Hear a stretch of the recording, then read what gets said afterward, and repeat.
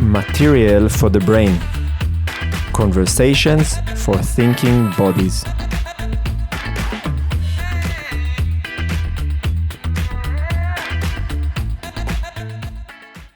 Hello and welcome to Material for the Brain podcast.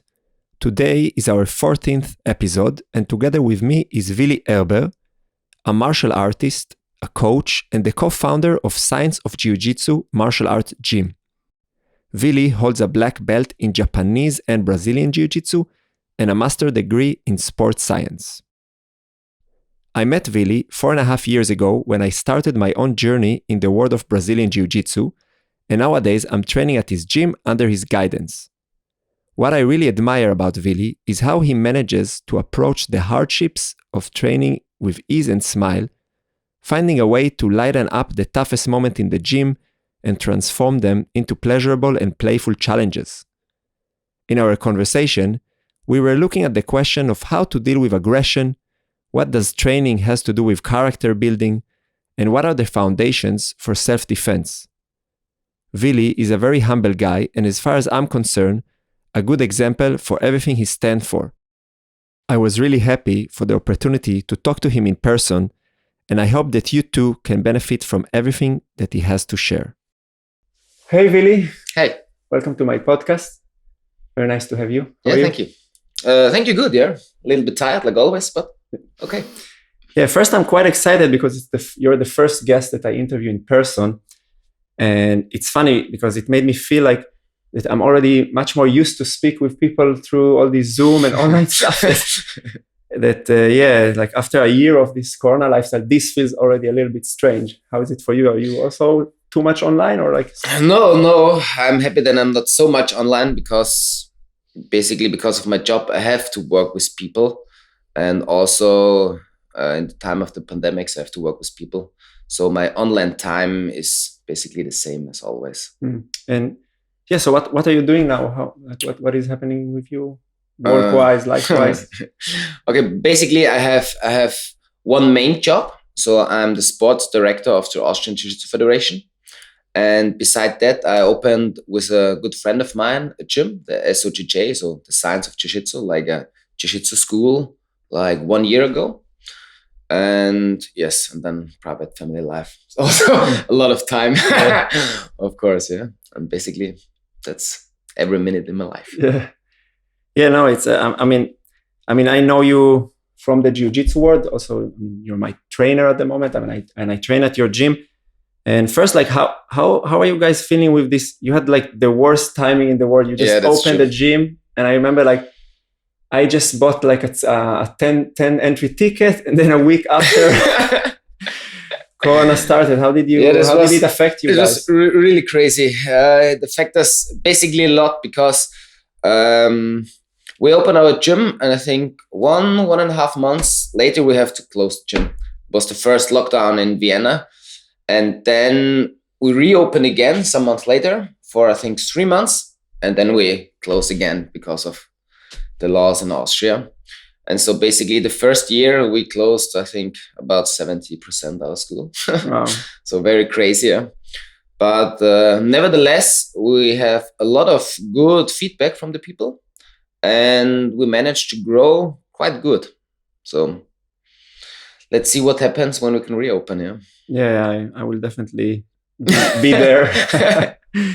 Yeah, I really miss the training, and I feel like this is maybe the biggest effect I experienced with the Corona, that like body contact is so jeopardized at the moment, and it's so unusual. Like people start to be afraid of touching each other. I guess that in your experience, you cannot share this so much because you stay in more physical contact with people through your job, no? Yeah. I say more contact because the top athletes from Austria, they can train through the pandemic with a lot of tests and safety reasons and all this stuff. So I have the luck that I can train normal at the moment. But yes, what is in my mind very hard is, I think for many people now they understand that in many different sport situations you have contact. It's not only martial arts. Basically, it's soccer too. It's basketball in the area. You have always contact with the body, and so at the moment, they're like maybe afraid. Maybe the next thing that they will discover is that you can also pass the corona through objects. So then also tennis will not be okay. Ping pong. Yeah, maybe. I have no idea. Yeah, this is gonna be the next level of challenge. Man, I know you already for I think kind of 5 years, 4.5 years since I started training, but I've never really heard anything about your background. I mean, I just know a little bit that you come from more traditional martial art, but maybe you can tell a little bit. How did you get to the point where you are black belt in Brazilian Jiu-Jitsu and also black belt in traditional Jiu-Jitsu? And what was your own story to get there? So my martial arts life. Okay. Basically, I started with judo when I was, I think, 5-6 years old. Because at the time when I started, I think judo schools there are much more places with judo schools, and they have a better program for kids. So I started with judo. Then after 2.5 years, I have to make a break because of a big operation on my hip. So basically one leg was about 15 centimeters longer than the other. So I have to break. After this, it was quite good. I started with Aikido because judo is a lot of falling. And the doctor said, yeah, it's not so good for the hip because basically you fall on the hip all the time. And Aikido is like more rolling movement. Of course, you fall too. But it's a different of falling. And I started with Aikido, and after, I think, 1.5 year again, I switched to Jiu-Jitsu because the whole time my father trained Jiu-Jitsu and has his own little school. Not his school, but he was a teacher there. Okay. And yes, and then I started Jiu-Jitsu because it was already in my life all the time, but it's not really, I don't really see it. And yes, then I started Jiu-Jitsu with like 13, 14. So traditional Jiu-Jitsu, not Brazilian Jiu-Jitsu. Yeah. So this was basically then my martial arts life the next, I don't know, many years. And then I get black belt in traditional Jiu-Jitsu.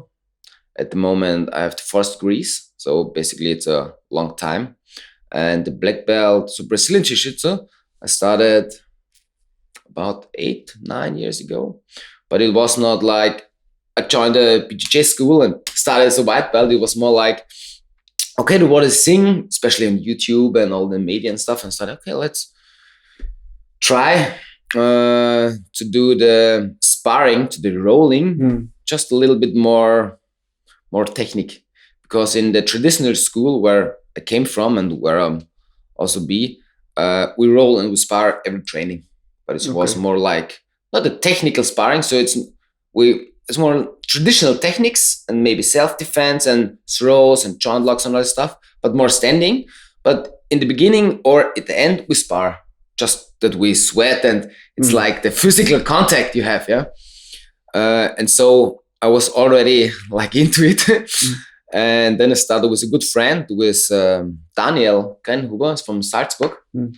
And basically we train like YouTube. We look at YouTube video and, okay, what is this? Okay, let's repeat it. Let's go. So basically YouTube was my first teacher. Okay. And then I joined different schools. So my blue belt in Brazilian Jiu I got from Hans Hutton. So he's from Munich in Germany. Also a good friend nowadays. He gave me the blue belt because I was there on a seminar, on many different seminars, but in the seminar. And he said, man, you're not really a white belt. Come on, here's the blue belt. Get it. And so, okay, thank you. And that's it, yeah. And then I get more and more into it. And then I started at the BJJ school at this time at City Dong, I think, was the next step. Here in Vienna already? Yes, here in Vienna, yeah. And the teacher there was Thomas Genske. I don't know. Yeah, it's now he's also living in Germany. Was a black belt from, I think, Roger Gracie.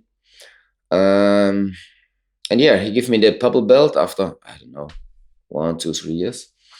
And then I go to CR team because Thomas Genske leave and he goes to Germany.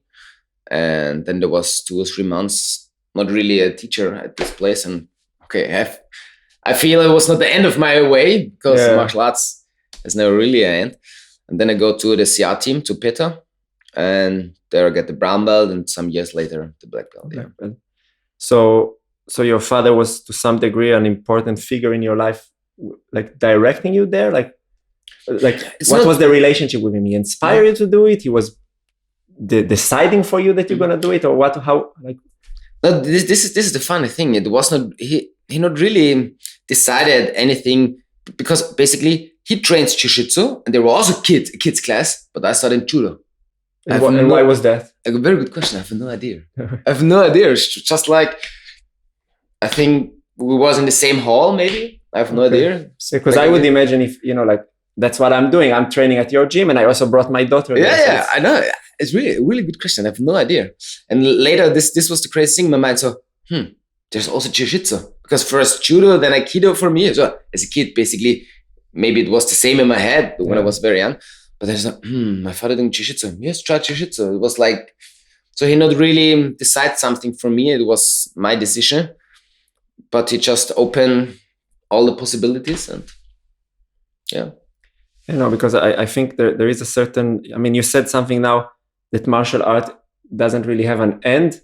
So in a way, I think that maybe that's why I'm interested also in sharing this with my kids. It's a little bit of a way of continuing it. It's like, because at a certain point, you start to decrease your own capacity, and you start seeing like, okay, I build a lot of skills, but now I'm getting older and older and older, and it's time to bring the next generation to keep the thing going. And is it something that you're also thinking with your own daughter? Or like yes and no. So basically I don't want to force my daughter or my kid in any martial arts situation, but I know, because I study also sports science, that for kids it's very important to move a lot and to move all the joints and all the fingers and feet and stuff in different directions. So I think martial arts, dancing, or gymnastic, and all this stuff, I think it's very important, especially when they're young. So between 6 to 10, because you have to learn different motion in different ways. So I think it's not the best idea to start long endurance just running with kids. Yeah. Because this is basically boring, and they don't learn different movements. Or climbing is also very good. Yeah.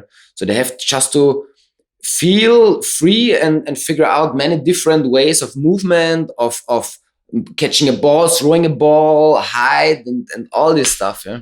And coordination. So yes. So this is especially for child's very, very important. So basically, when my daughter wants to go to martial arts gym, of course, I show her the way. But when she wants to feel free to go to dancing or stuff like this, also okay. When she said, I want to go and play soccer, I say, okay. But it's also okay, yeah. Yeah, I think that's maybe already like a certain cultural, not cultural, but generational difference that I think, at least in the generation that we grew up, I think we are more or less the same age. I felt that the parents had much clearer idea of what the kids should be, and we are much more giving space for the kids. That it's something that I ask myself sometimes with my kids. I don't know what do you feel about it, but that yes, space is important, and learning how to choose, it's very important, because there isn't so much choice now. Like, that's something the children need to learn. But on the other hand, sometimes I feel like that like a little bit of a push in a certain direction would also be good. I'm a little bit more insisting. I told my daughter, we have to do jiu-jitsu. It's very important. And we're gonna, now, like in the beginning, she was very, you saw her, she was very motivated in the classes, but now it's been so long time because of the COVID. And now I told her like, Ariel, well, I hope soon we can start jiu-jitsu. And then she I don't know if I want to do jiu-jitsu anymore. Like, is it like, what do I do now as a parent? Do I say, no, we have to keep going there or not? Yeah. That's a good question. I have no idea, because I just have one kid, so it's my first try. I have no idea plan what I have to do for a good parent. But I think just ask her. I think as a parent or as a teacher, maybe also it's good to have. So you have to give the kid or also a student some rules. So there's some norms and some rules. This is always important, but they have also to feel free to move inside a certain area. So when my kid says, I don't know, I want to run over the street without looking, say, no. It's a no-go. You have to stop, you have to look, is there a car? And then you can go. So this is the rule, but she can do it alone. Yeah.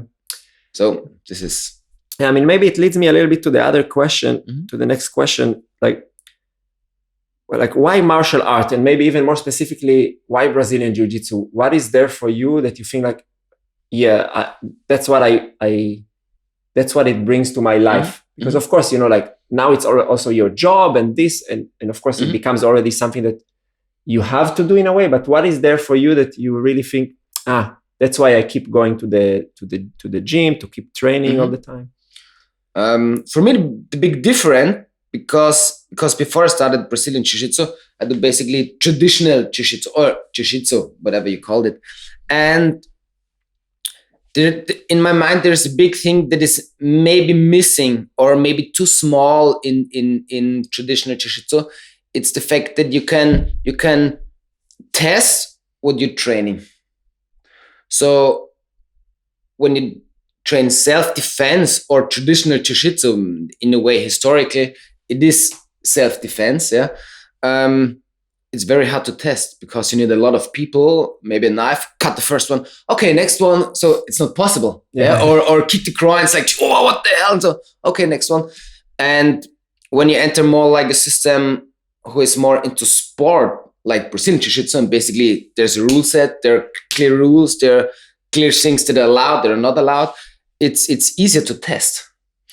So I fell really in love with Brazilian Jiu-Jitsu. Now I train both, but you can train and you can test yourself and you can test the technique, the movement, the situation.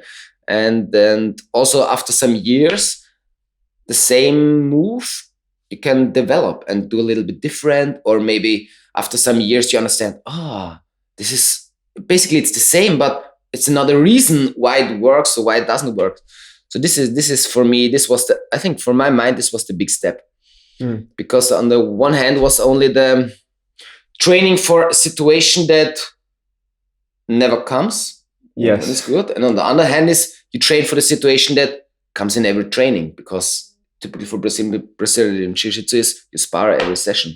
Yeah. But so this is what I understand, that this is kind of the difference between the traditional martial art and more the modern martial art. But within the practice itself, because,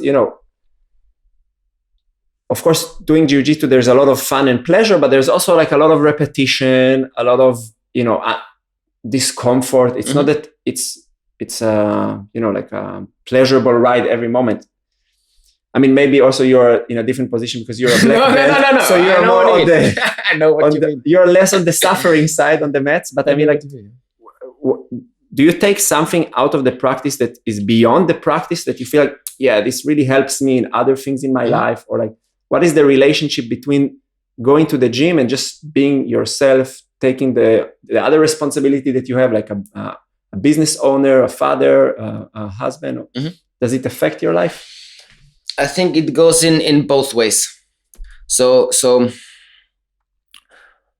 I think many people, so when you start Brazilian Jiu-Jitsu, the first years or in the first moments of training, it's more like it's a sport. So you have your normal life, job, you stress, and you go to Jiu-Jitsu or to any other sport, and it's more like, okay, it's relaxing because the mind is just in that what you're doing at the moment. Yeah, because basically when you spar, you don't have time to think about the kids, the family, the job, or whatever, because there's not a person hitting you or making some pressure and stuff. You have just no time. So in a weird way, it's like maybe a little bit of freedom, because basically you're just in the moment. Yeah.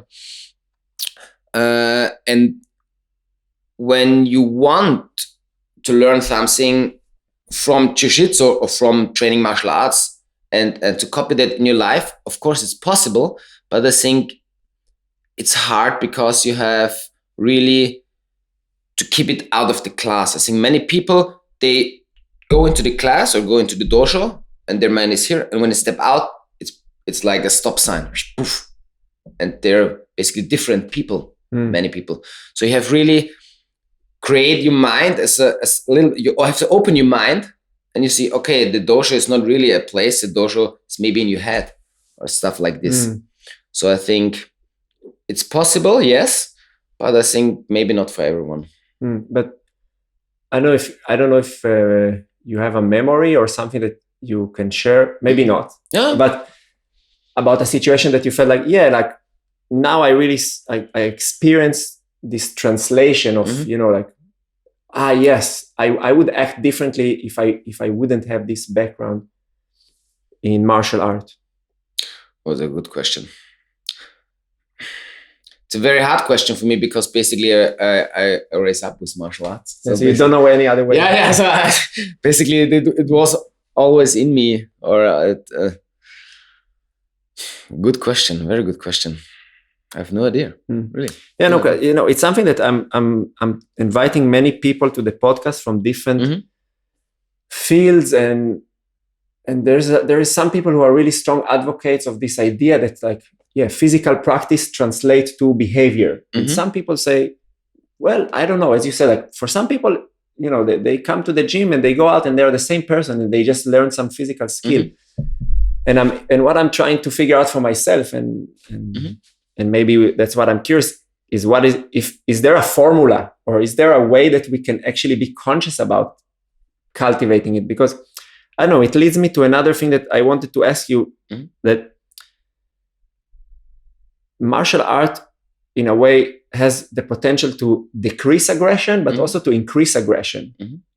Because we come to the gym and we are learning how to deal with chaos and how to express ourselves in a way that is efficient, that is conductive, and how to deal with aggression. But there is also sometimes situation where you feel like that because of the practice, I'm also getting in touch with my aggression. And maybe some people enjoy this and they're like, and now I can actually express my aggression and I can dominate other people. And I wonder to myself, if you think it's like, is it depends on the type of martial arts that you're doing? If you, from all your experience, do you think that certain martial arts are more like pulling you into becoming aggressive? Or is it really the type of personality, or certain personalities are attracted to certain martial art because of that? Or like, how do you see this relation with aggression? The short answer is, I think it's the type of group or setting you enter in. So I think it's not really so the kind of martial art. I think this is not the reason for maybe that. I think it's a group setting situation. So when your teacher and maybe some other students are more like, okay, we do this because then we are stronger, and in the evening when we go party, we can hit someone in the face. Of course, then it's always this mindset in the heads. But I think all the people and places I know, it's completely different. So I think most of the people that train martial arts, and with training, I mean training very often and at a high level, they are basically not very aggressive. And why do you think that? Why do you think that becomes like that?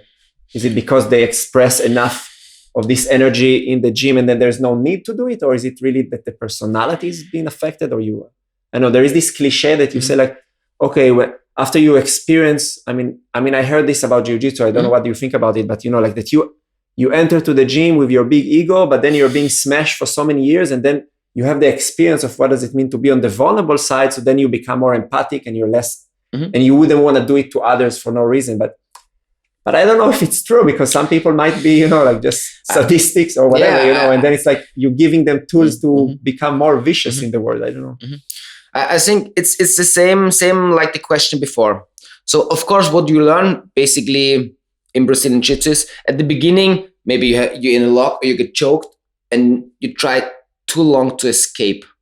So, okay, then you tap, you escape, but the choke is over and you feel, no, it was a little bit too long. Or maybe in joint lock, you tap, but you try to escape and then it was a little bit too long. And later you learn you can just tap, because when you tap, you're not really losing because it's just a sparring. You know what I mean? So yes, you learn that your ego, or the goal is not really always to dominate the other person. Sometimes the goal is also just to tap because, okay, I can fight. Again, I have no problems later. So the goal is to train, or the goal is not in the small situation. It's basically a bigger goal. Yeah. So yes, you learn that for sure. But if you can translate it to other situations or to other situations outside jiu-jitsu or outside the sports. I think this is also, it depends. Some people, yes, for sure. And other, I have no idea. But for sure, you have to prove it's not something that will end. Sometimes, and I trained for many years, I'm in the same situation. And I went, okay, I try to escape. And suddenly it was I can tap, yes, but no, I have to escape. So it's also a never-ending story. You get better to feel this situation, yes, for sure. But sometimes it's like, you have to fight with your own mind. Because I mean, what I've noticed that, because I mean, I've started practicing martial art side by side when I started to study dance, and then I left martial art aside, and I came back many years later. And within my experiences, I've done some more traditional things, more, let's say, contemporary martial art with sparring and that kind of stuff. And one thing that I've definitely seen a difference, and I don't know if you would agree, that like one of the reasons that I feel like that jiu-jitsu helps me to cope with aggression is that the techniques that we are using are not techniques that demand so much aggression. Like I think like when you want to punch somebody and you want to really, like express all your energy, it's like you have to deliver something out of your body. It's similar like when I imagine like playing soccer, the difference between soccer and basketball. In basketball, you have to be gentle, otherwise you will miss. In soccer, you can really take everything out of your foot. And I wonder because when I had some experiences in doing jiu-jitsu in a mixed martial art gym and just hearing all these people hitting the sacks and boom, boom, you feel like, oh my God, like the energy is different. And in jiu-jitsu gym, it's like, it's almost hipster. You come, there's nice music, like everybody's just like playing around, trying stuff. And I wonder if it's like, how much is this kind of light energy that is in the gym also affects maybe it's the type of personality who are attracted. I'm not so attracted to become very aggressive. So I'm feeling more comfortable in jiu-jitsu. And then when I was in the boxing gym, I felt like, I need to be a different guy now, Yeah, I know what you mean, yeah. Yeah, I think the biggest difference is, because I'm a sports scientist, I have to say this, it's in the rule set. So in all kind of martial arts and movements where striking is involved, you have not so many different techniques or qualities, but the quality that you train has to be at a very high level. You know what I mean? Yeah. So basically in karate or boxing or kickboxing or whatever, there are not so many different punches, but the punches that you learn or that you're trying to get better at, you have to be very good. So you have to create a very high amount of quality because you have so short time to get to one side, to punch, to feel, to see what is coming and all this stuff. And in grappling sports, especially in jiu-jitsu, because you have also the gi and this opens so much more different ways of movement, as you have much more different techniques or qualities. So it's very hard or sometimes impossible to get this high level of quality. You know what I mean? So basically, a good blue, a good purple belt can dominate me. If he has a good game or a good technique, maybe I don't know, or maybe I don't know how to deal with. Yeah, but I think a very experienced boxer, when they fight or they spar again, not a beginner or not so good boxer, hey, there's no chance. No way. Yeah. So I think, also, of course, it's also very hard in jiu-jitsu because basically when you have more experience, you're better. Yeah. Yeah. But there are more different ways you can go. I think it's like running 100 meter. Basically, when somebody starts with okay, I want to be the fastest man in the world of 100 meter. Basically, there's this way, maybe a little bit different, but this is the way you have to go.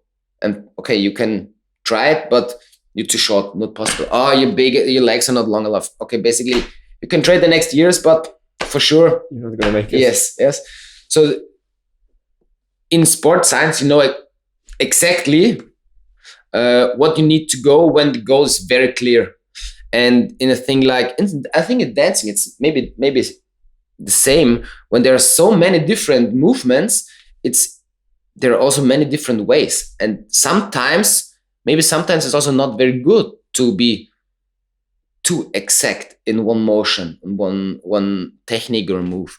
So you have just so many different things. But it's also the reason why I like jiu-jitsu. And you think that this difference brings the kind of playfulness into the practice that I've mentioned? Like, because I can definitely identify like that. I mean, that's maybe something that, I mean, jiu-jitsu was the first experience for me of going into a martial arts space where it means that I would be in conflict with somebody, but at the same time to feel that it's just a game that is very fun to do. And in some moments I don't have any, like the aggression is not there at all, because I feel like I'm just playing. And of course you can also play aggressively. It's not that aggression should never be there, but that the emphasis is so much on the playfulness and discovery rather than on, as you say, like winning. Maybe that's a good. That's, but I think this is not for everybody. Yeah. I think you are, in this case, you're a little bit different, because from the dancing and your knowledge, you step different into this situation. I think or when you look at many people that start jiu-jitsu or train for 1 to 3 months, I think most of the time the sparring is basically too much. Too much what? Aggressive or too much thinking, too much, I don't know what to do. It's just too much. Okay. And I think this is the reason why many people at the beginning, okay, when it's something too much, you add more strength. You're going to more with your body weight, more faster. And this is the reason why maybe at the beginning there are a higher risk of injuries, because the people, of course, they can control themselves, but in this situation, it's hard to control. Because, he's getting on top of me, or, he's getting to sweep me, to bring me down. What I have to do? Okay, whatever, go 100%. Okay, just whatever. So I think from an outside perspective, many beginners, it's just too much at the beginning. And after a while, maybe after half a year, you can see it very good at the typical blue belt. They basically know what to do. So they fall down and says, okay, it's okay. I can play guard now. I try to sweep. Okay, he can pass me. Okay, I try. Oh, it's not working. It's okay. So it's a funny thing, but I think when you get better, or when you train longer, especially in jiu-jitsu, you accept more when you lose a position, because it's not really losing. It's just like, okay, now it's harder for me maybe. Okay, or maybe I lose some points. But at the end of the day, next day I enter the gym again and let's go again. Yeah, that's something that I love about it. That there is not so much. The consequences for losing are not that dramatically that you will do everything that you can in order to avoid losing. And I think that this also it teaches me something about my relationship with my ego. Because normally when I try to avoid tapping to somebody, many times, of course, it's a quest for improving my escapes and my technique, but I also see many times that it's just, I don't want to be now in the position that I'm officially inferior to you. And that's it. And then it's like, exactly as you said, like you're fighting with your mind. And the same thing about the winning, that sometimes it's like you want to win just because you now, like, you get this kind of boost of, I was better now. Yeah. Which I think, it's not that I think that it's objectively wrong. I mean, we all need sometimes, like, some support and recognition. But it brings me to some other question, because I think that from my experiences within the world of martial art, what I also seen some differentiation is that if you go into spaces that are a little bit more, let's say, traditional martial arts or internal martial art, all the types of martial art that don't emphasize competition and sparring, so you are less doing what you said, like the real life testing, there is somehow more emphasis of like character building and, like, what kind of a person you are within the martial art, internal processes, and which I find very beautiful, that that you take a physical practice into something that is not physical. And on the other hand, when you have all the martial arts that are more applicable, that I have also this attraction to practice something that is real, because then, I know, like, okay, it's not an imagination, it's really a valid experience.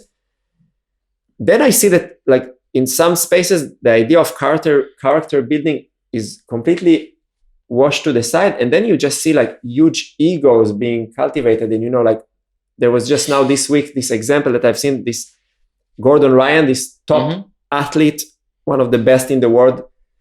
And he had a physical altercation with another BJJ black belt, and he literally hit him in the face.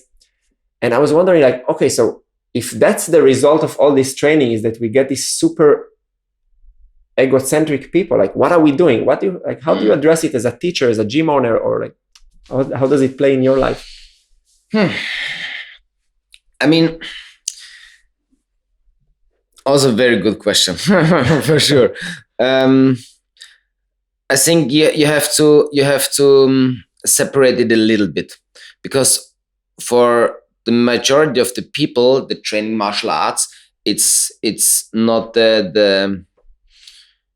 it's not their job, basically. So you do it besides that what you get the money of, yeah.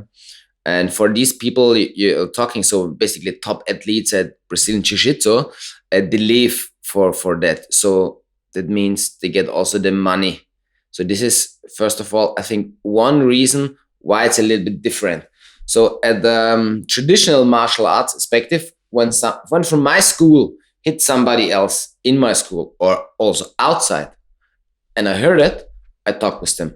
And when there's no really reason for self-defense, whatever, I kick them out, because this is a no-go. And this is also, in my mind, this is no matter of, this is old school traditional jiu-jitsu or whatever. No, this is basically, in our society, this is a no-go.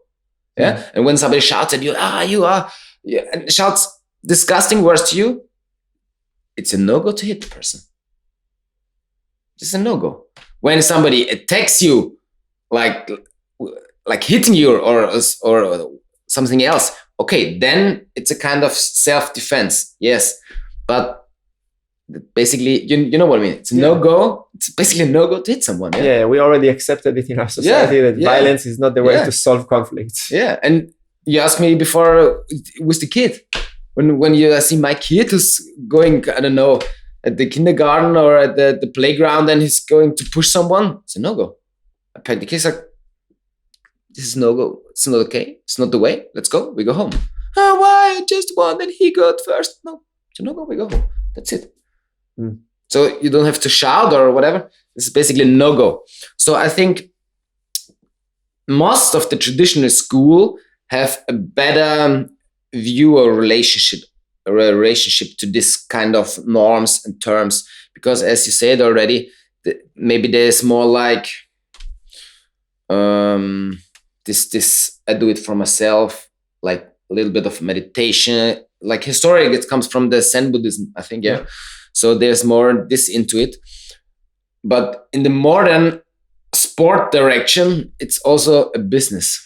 Yeah. And in business, there are sometimes other rules. I think business and love, there are different, I don't know. Like there are different rules, yeah. So, and also there are like very, very young people. I think Gordon Ryan, how old is Gordon Ryan? I have no idea. He's in his 20s. Yes. So, man, in my 20s, I do a lot of bullshit too, yeah? So I have no idea, yeah? And then involves a lot of money and also a lot of pressure from media and stuff. Shit get them. But nevertheless, in my eyes, it's a no-go. From both, it's a no-go. It's also a no-go when you train a lot of years martial arts, especially martial arts. It's a no-go on the internet to write some kind of very aggressive words, you know, because when I have a problem with you, I'm also not shouting at you or say, you are whatever, yeah? Just like, okay, let's go. Yeah. That's it, yeah? And just I go my ways and you go your ways. I think there are many simple ways to deal with problems, but you can, sometimes, it's like in the gym, sometimes I have to win. Yeah. Why? No idea, but I have to win. So you have always to get in mind, so is it really important to slap the other people? Is it really important to talk like 1 hour very aggressively for what reason ever? Or is it just to say, okay, go your way, I go my way. Maybe later we can meet up, discuss when everything is easier. So I think traditional schools have a little bit more the focus on this side. and the schools that are more focused on sport, they have their own rules, and when something is not clearly in the rules, it's hard to manage. Yeah. So this is maybe a different, yeah. Yeah, because I know that there is, for example, there is one school in Berlin that is like a martial art academy that they really, the students, it's like a monastery in the middle of the city. You go there, you can train martial art from the moment you wake up until you go to sleep, and you're also involved in some activities outside. And now they also start to incorporate more, let's say, from the world of mixed martial art, and they really try to make this kind of bridge about how you behave and how you represent your martial art. And yeah, I don't know. I mean, I do like what I hear from you, and I also think that maybe it's something I'm more recognizing with getting older, is that, life, it's never an ideal. The ideal situation never comes. You can build all your life your perfect martial art, but then you have one student who is super good and has a big ego, and then he takes it into a different direction. And what can you do about it? It's like, it's out of your hand.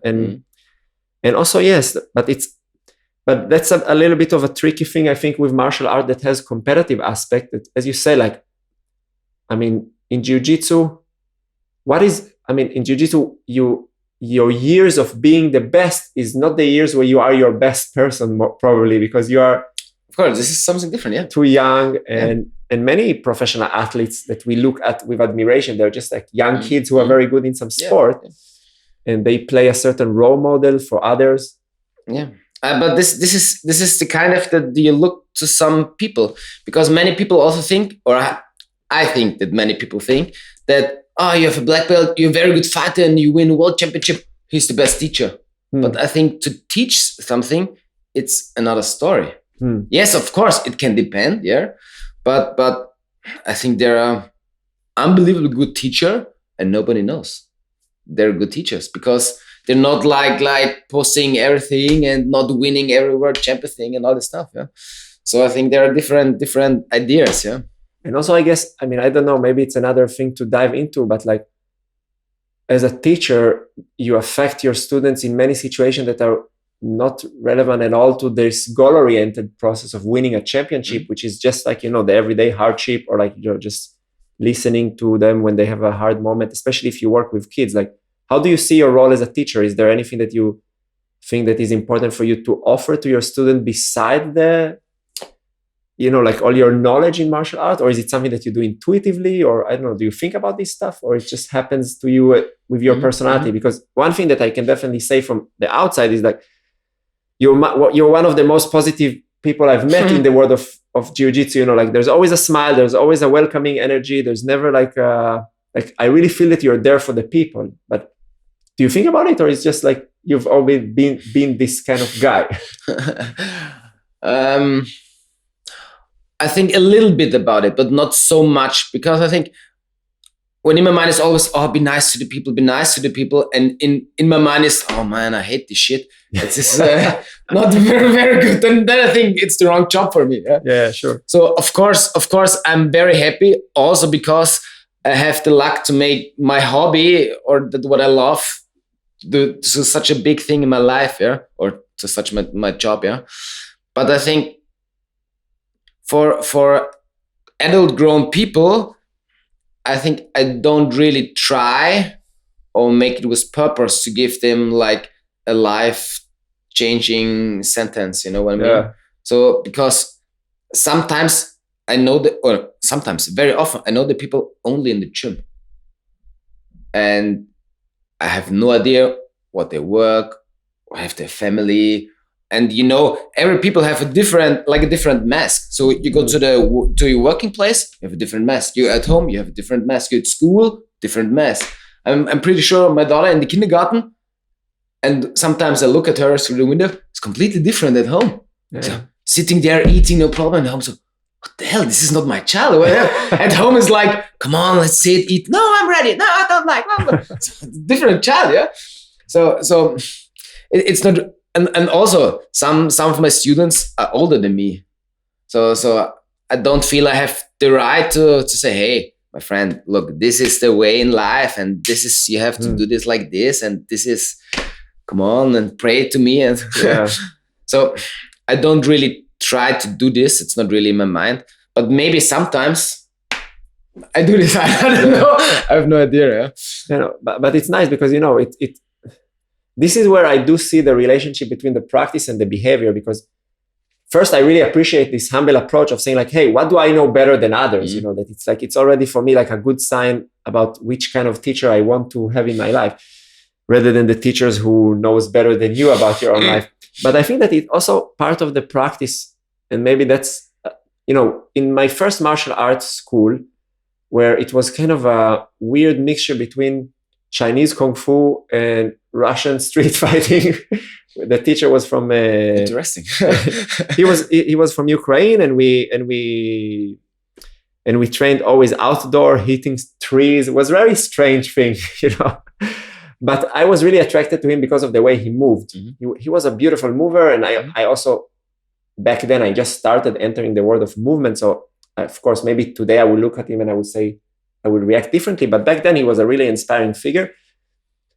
But he was always playing this absolute authority. No matter what you ask, he always knew the answer. He always knew better than you. And there was no moment that you would be able to kind of challenge his position at the top.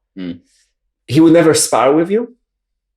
And you would always imagine that he has these mighty powers on you.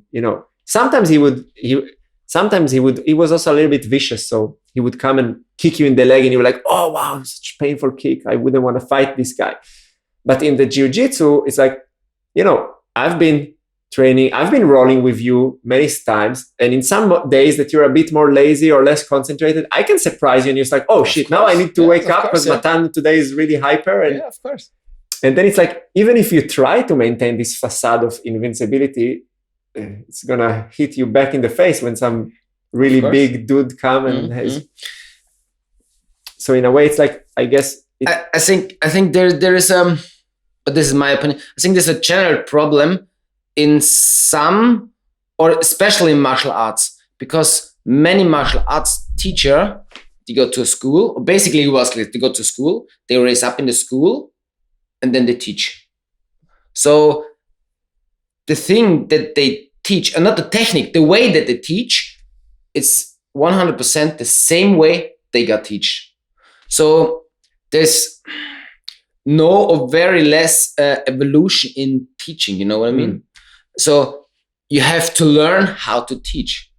It's not in school, a teacher has to study not only the things that he teach, like mathematics, they only have to learn how I can show the people that this got into the mind. Yeah, the pedagogy. Yes, yeah. And the ways. So I think this is missing in a lot of schools, because normally you're a good athlete and then you become a teacher. Or you just stay very long time at the gym. So you're like the old guy in gym, okay, let's teach.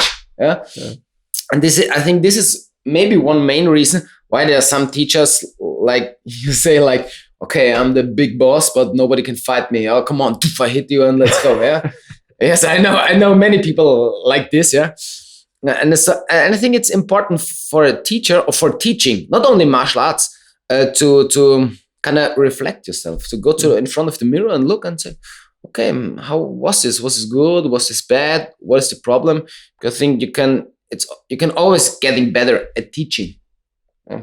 And I start every half year with a different project. Now I try, not really a video platform, but I try like a learning management system. And I try to do this with Marcos, with my colleague and trainings partner and stuff like this. And I'm sure in half a year I try, maybe now this is also good at the end. And I tried this. So it's always like trying to get better, not only at techniques, but also trying better get a teacher. Because when you're a teacher or when you're teaching, what is the best thing? The best thing, in my opinion, is when all your students, and I mean all or the big part of is getting better very fast. You know what I mean? Yeah. So like to maintain a system that can judge how the delivery of the instruction actually works in reality, and not just think that what you're doing is the best way of teaching. Yeah, that's a problem that I encounter a lot in my own world of teaching. I'm teaching something that is much broader because I teach movement. So movement, what is movement? The moment you're always in some form of movement, no matter what you're doing. And one thing that I find problematic is first, like how to break the hierarchy, because I always teach what I'm comfortable, and nobody can really challenge me in what I'm doing because it's not competitive. So then I have to find ways to break these structures of vertical hierarchies and present that, it's my way, and you just have it built in the system. But I try. I try. And the second thing is like how to evaluate what you're doing, if it's actually working. And that's something that I think that it's very hard, because even if you do get good success with your student, let's say somebody enter and after 2 weeks, they already understand basic concept. Maybe they could have done it in 1 week and you don't know. And you think like, I got it in 2 weeks. Amazing. Of course. Yeah, this is so it's also a little bit, it's not so objective that it looked like. It's also a little bit, yes, of course, maybe it's getting faster. But nevertheless, I think to create a big group of people that are having fun and at very high level, this would be, in my eyes, this would be a good success.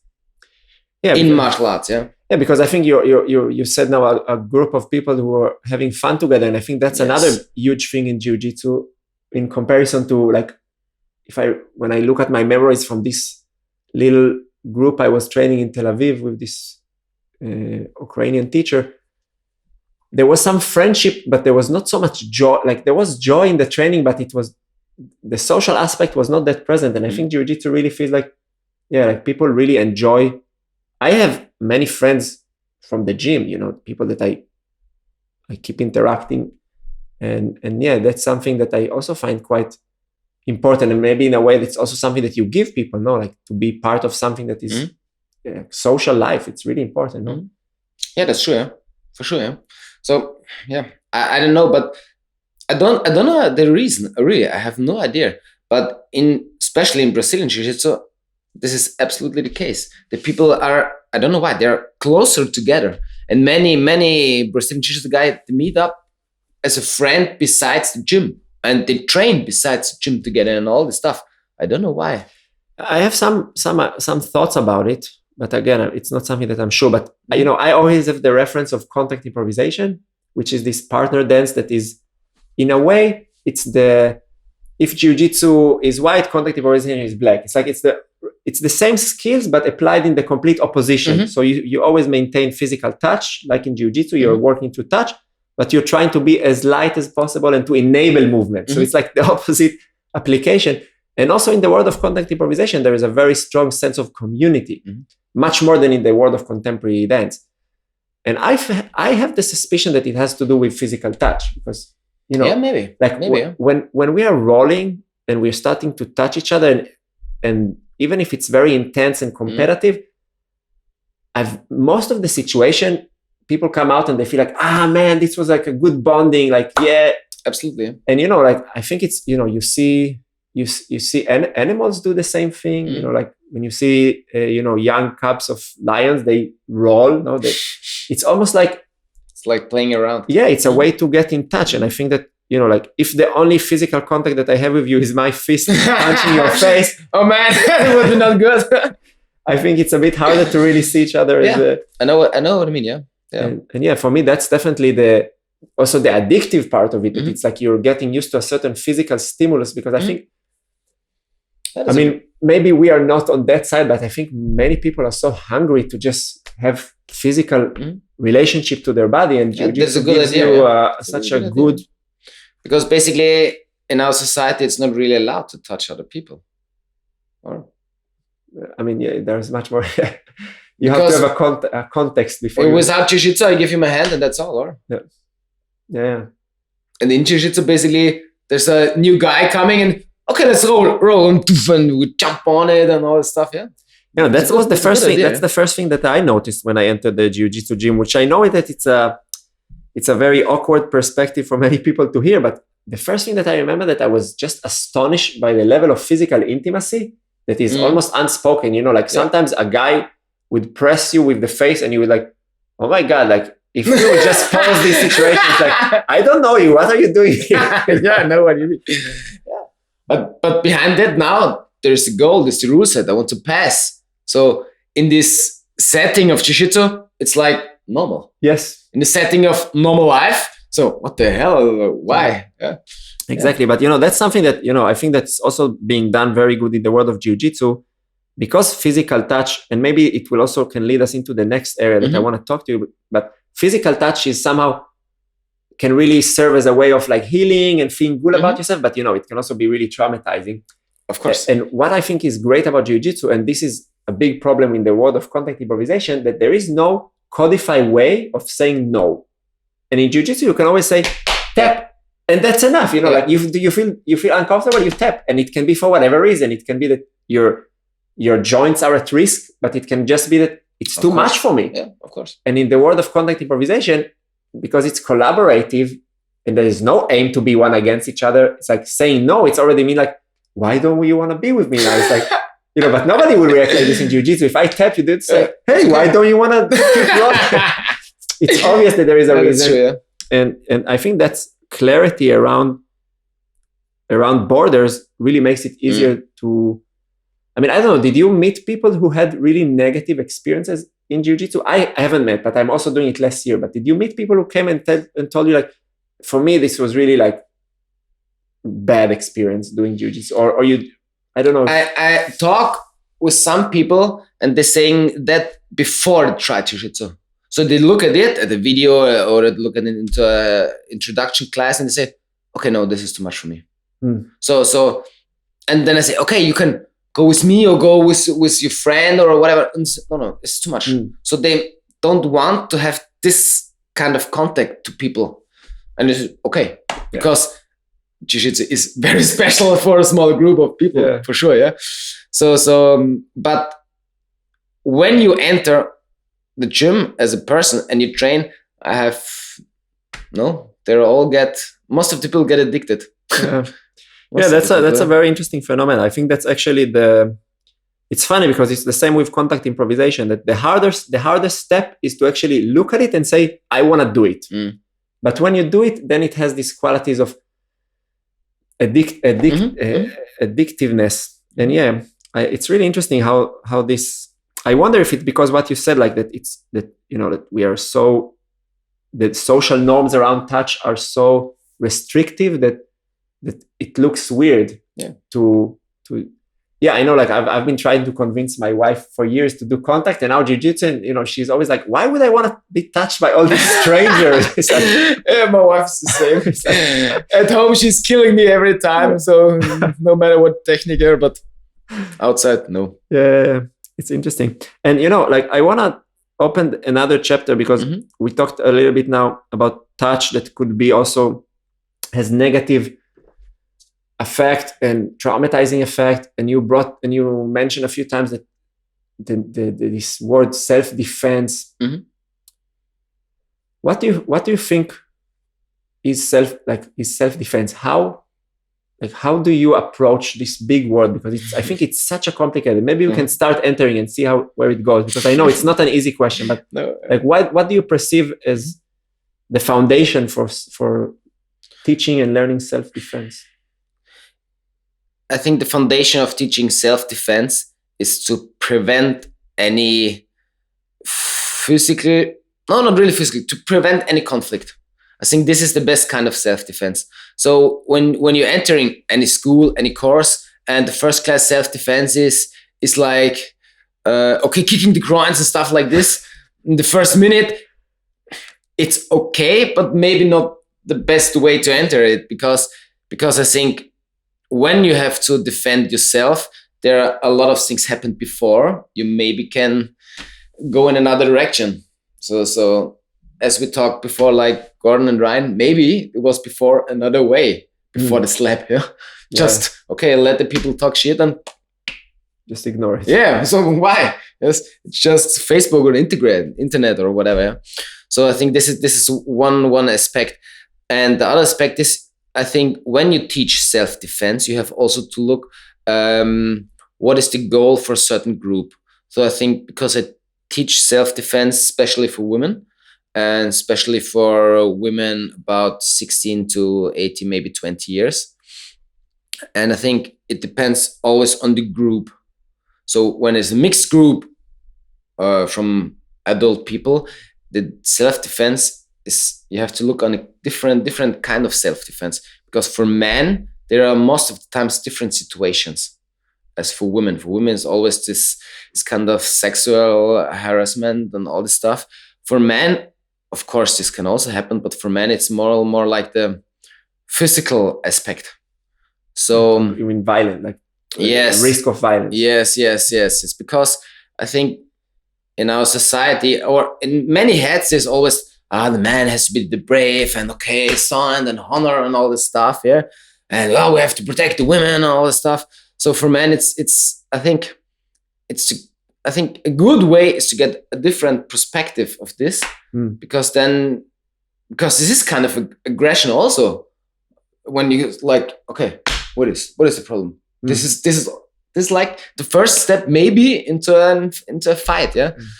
So I think you have to start there, but of course this is very hard to start there. And for women, because most of the women, generally speaking, I'm sure there are also very aggressive women, yeah. So basically what I did in the course, maybe this is easier to tell. The main goal in one course, and this is for more weeks, is that the people, in this case, that the girls or the women learn, they can trust and they learn to hit another person. So I think this is the biggest step. And I start always with some theoretical aspect. So of course you have, as a teacher, as we talked before, I don't like the system when, first hour, just PowerPoint presentation. Second hour, PowerPoint presentation. Third, basic, what I can do. Next, basic punches. So I mixed all it up. That every session is a little bit funny, of course. Between theory and practice. Yes, of course. So the theory is most of the time like 5 minutes, or between in the breaks, like, then I talk a little bit about this and that, yeah. So I start the first class for girls, self-defense. I start normally with what is the goal of the course, and the biggest goal is to get a level of self-confidence. That is the biggest protection. You know what I mean? Because basically you have a girl, I don't know, 60, 70 kilos and 100 kilo man. The girl is the 1009-degree black belt. The man will win. Basically because they're just heavier. Maybe the man is like a sexual tick, and then you can punch him, you can break his nose. This will stop the fight. You know what I mean? So I think the first thing is when you have a big amount of self-confidence, it will protect you. And the second thing, especially with young women, is that they learn when they kick or when they have to punch, they have really to punch. You cannot do a small whatever. You know what I mean? So this is the second, the hard part. So when you defense in a kicking, punching, striking way, then you have to go 100%. To commit. 100% commit, and you have to go 100% of the weak points. So basically, a punch with the fist in the face. This is why. There's no reason for this. It's the same like Gordon slaps Andres. This will hurt a little bit, but it's nothing. So as a woman, you have to directly go to eyes, groins, and all this stuff. And this is what basically you have to learn. But I mean, you mentioned the thing with the confidence, and I wonder if maybe in my word, because I totally agree with you that defending yourself starts first with this idea of not being a victim, no? Because then it's like you're a bit attracting this energy, or like having this, and this relates somehow to the idea of like being able to place clear borders around you, what is welcome and what is not welcome. And to some extent, I feel like that just this the practice of regular jiu-jitsu offers it all the time, because we are all the time practicing what is my border. And when I feel that my border is crossed, I can also say, now it's enough. And like I'm already practicing to recognize what is too much for me. But then because in my mind, when I started jiu-jitsu, and maybe I was thinking a little bit too much from the movement perspective, I thought that this is the perfect self-defense martial art for women, because it emphasizes technique that you're lying on your back, and it's always about leverage and not about strength. But then I heard of a friend of mine who was experiencing jiu-jitsu and had a case of sexual harassment, and I was very surprised that she didn't manage to, armbar the person immediately. And I was like, where is the gap? And I wonder, like, what do you think? Like, where is the gap between having technique and being able to apply them? This is what I'm trying to talk at the question before. So the hard thing is that, because in a sport setting like Brazilian Jiu-Jitsu, and Brazilian Jiu-Jitsu is, in my mind, is a sport setting. It's not self-defense. Of course, some for what reason ever, it's the best self-defense martial arts or whatever, but that not, in my mind, not really. Yeah. So you have to learn, because in Brazilian Jiu-Jitsu, the technique you are doing is always controlled. Why? Because you don't really want to hurt the other person. Yeah. And you always try to get in dominant position and attack from the dominant position. In self-defense, in my mind, especially in self-defense of women, this is not really the way to go, because you don't have time to go to a dominant position. Because there are different things before and at this point, because it's not in the head, it's not a sport setting. In the head is, oh, fuck, it's my life. This is something completely different, because you can tap whatever you want. You will not stop. You know what I mean? Yeah. So this is that you have to learn. When you get physical, then you have to, like you say, 100% commitment. When? And before, you have to learn how to prevent it. This is the real tricky and the real good part, because when you don't get into a situation where you have to defend yourself with physical contact, you're always safe. In my mind, yeah. So this is the hard part, but yeah, it's very hard. So when you really want to learn self-defense, I think Brazilian Jiu-Jitsu might be one part of the way, because yes, you get the self-confidence will grow for sure, but I think the self-confidence will grow with every sport you do very often. I think it's one of the most trickiest areas in the world of martial art, because first of all, it's so hard to test it, because it's not that you get all the time. It's not that you're like teaching your student and then like go in the world and find situations to be harassed. It's like it's like, how do you test it? And that's a problem with traditional jiu-jitsu or with traditional martial arts. Yeah, like and also, I don't know, I heard of because I think another problem, and I wonder how do you address it, or is that many martial art instructors who teach self-defense, there's I would say what I've noticed, maybe it's not correct, I've noticed there's more men. I mean, generally speaking, the world of martial art is more dominated by men. So then you have a lot of men teaching women how to defend themselves, but one of the hardest thing to do is to, it's very hard for me to imagine a situation of sexual harassment, of being afraid of having this tension in my body about, sexual harassment. It's so hard to even imagine how it feels, that sometimes I'm questioning,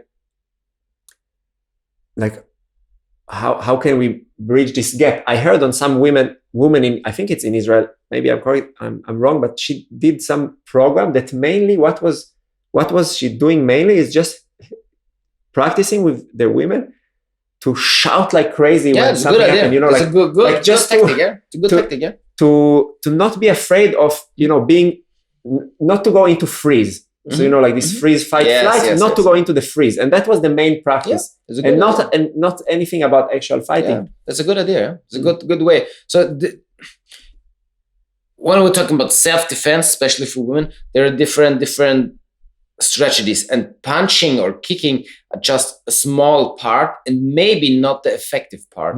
So shouting very loud is a very good way. Not only to afraid the opposite person, also to, oh, maybe there are other persons that can hear that or look. And in the today, everybody has a handy and film it. Yeah. You know what I mean? So this is a very good way. Or other ways to prevent it, like you feel, okay, there's somebody maybe behind me or on the street and stuff like this, so what I have to do. And there are also different tactics. Maybe a very simple ways, just get the telephone and get a call. Yeah. You don't have to talk, oh, maybe there's a man, oh, police. No, just, hello, yeah, mom, yeah, okay, everything. And you will see this phone alone, most of the time, will help. Because when I want to attack you and you're on the phone, okay, wait. You know what I mean? Yeah. Just, it's a weird thing, but try to change your mind. Okay, now you're the bad guy. And now, okay, when is the best time to attack? Okay, now it's on the telephone. Okay, I'll wait. And all this stuff. And there are also typical situations, like it's called the key trap. Schlüsselfalle is in the Austrian word. So most of the time, when women get having sexual harassment, is at their home. Okay, they're a big part, maybe some family members. This is a completely different situation. Yeah. But when it's a stranger, most of the time when you open the door with the key, okay, this is the perfect timing, because then you push the woman in, close the door, and look, you're at home, at her home. Nobody's here. She can shout, scream, whatever. You can fight. Basically, this. Yeah. So this is the reason why this is a critical situation when you open the door and all this stuff. Then you have sometimes it's enough when you have some ear, especially the young people always like and just put it down. Yeah. Just hear and look, and not okay, there was a door. Okay, just for maybe for older people this is like normal, but for the young people it's like, okay, they have to go to school or back to home, just half an hour, 10 minutes. It's telephone time. It's internet and Instagram account, yes, and a new picture, come on. So it's another generation, yeah. Another challenge, yeah. You know, it's also, I hear it, and I also like my wife is she's always reminding me this quality of, you know, this kind of law of attraction. It's like whatever you like pull, like if you just be extremely positive, you attract more positive. And of course it's a little bit naive and hippie, but it's a good way. But you know, like she was traveling alone all over the world, hitchhiking, and she never had she always felt safe. And in a way it's like, how do you generate this the starting point? Maybe she's just, I don't know, like very mature person and confident, but yeah, maybe, yeah.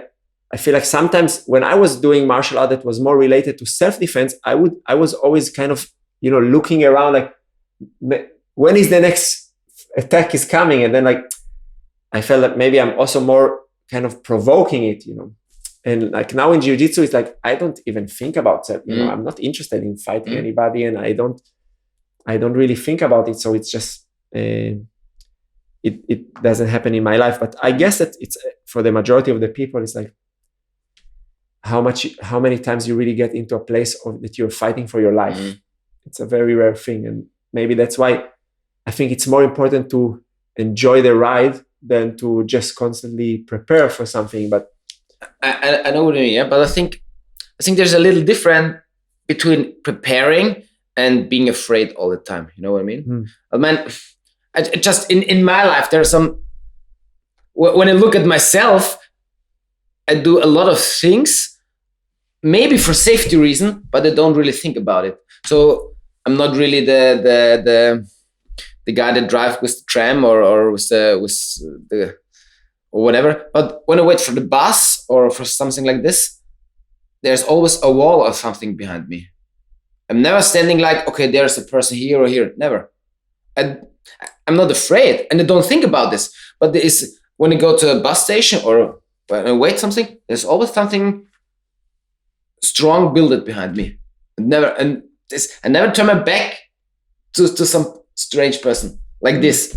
Yeah. And I always like, I have no idea. I enter the bus, yeah, or something like this, and my backpack always is in front of me. Ever. It's not back. I'm not afraid that somebody there's a book and there's my telephone and I get robbed or something. But it's like, for me, it's like normal. I don't think about it's this. Healthy habits. Yeah. It's like this, yeah. Or when I go home and 20 meters before my door, I have the key already here. It's not, for me, this is normal. It's not like, okay, it's the door. Okay. Oh, get down. Where's the key? Here's the key. Okay. Then it's key time and then it's open time. Yeah? When the telephone rings, it rings. I open the door. For me, it's interesting because I can also resonate with it that there's a lot of things that you can change just by. I had a conversation with a friend of mine who is a very strong advocate of feminism, and we talked about this kind of about women are mostly the victims of sexual harassment, and as a guy you are free from that. And I was kind of advocating for the idea that but I'm in a risk of like just being, some angry group of guys will decide to punch me. And of course, I'm not interested in going into evaluating what is a harsher trauma.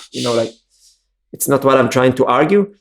But yeah, I have the habit of if I'm walking alone in the night and then I see a group of 4 people, I don't go through them. Yeah, I don't know, and it's just because I know that the world can be a harsh place. So why would I want to? Yeah.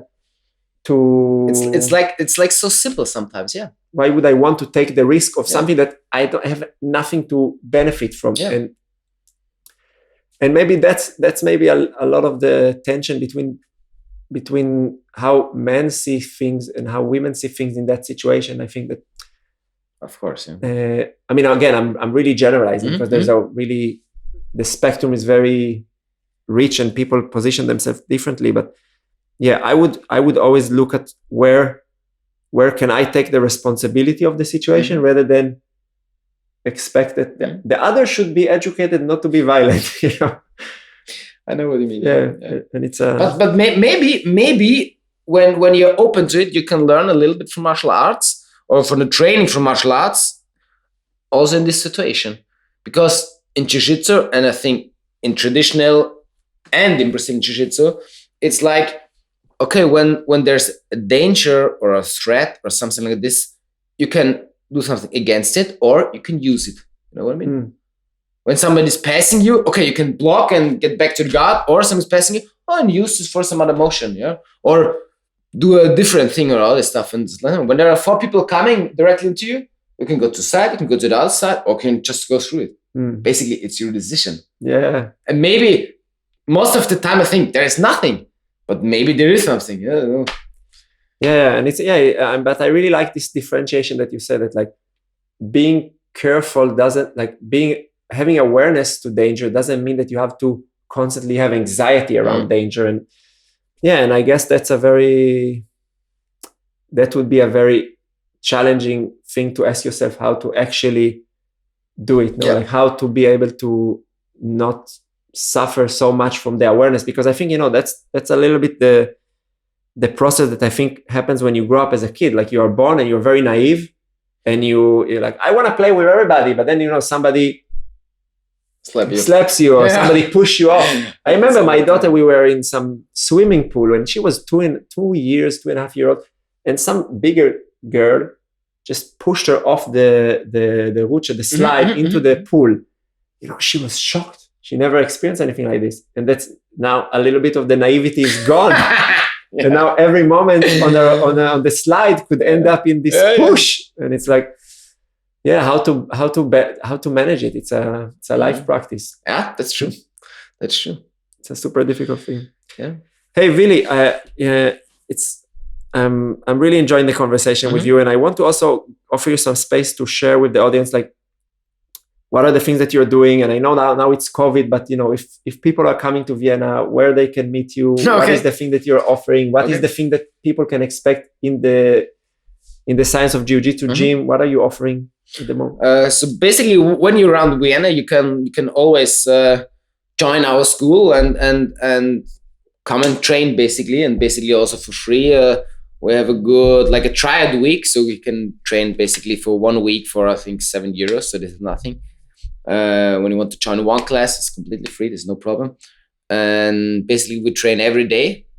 So now at COVID time, no days, but normally every day in the morning and in the evening. And yeah, you're always welcome to train. And also, if it's the first time for Brazilian Jiu-Jitsu, just try it. Yes, there is physical contact. Yes, sometimes with stranger, but you can also free to say anything. So if you come to training and you don't want to train with this person or with that person, or it's too much, it's no problem. So we have no like you have to, and this is the rule. So and do you also offer people like this kind of more personal coaching? Yes, of course. I offer also like a private session. I do private session in Jiu-Jitsu, so in Brazilian also self-defense classes or traditional Jiu-Jitsu, and also like a strength and conditioning coach, because basically this is also big part of my job. Yeah. So yes, I do this also. Yeah. Cool. So yeah, I can definitely highly recommend training with Wili. And what I said that for me is very remarkable is that no matter what is happening during the practice, whether you are finishing me with a choke or just letting me pass your guard, you always keep a positive smile, and that's something that I really appreciate.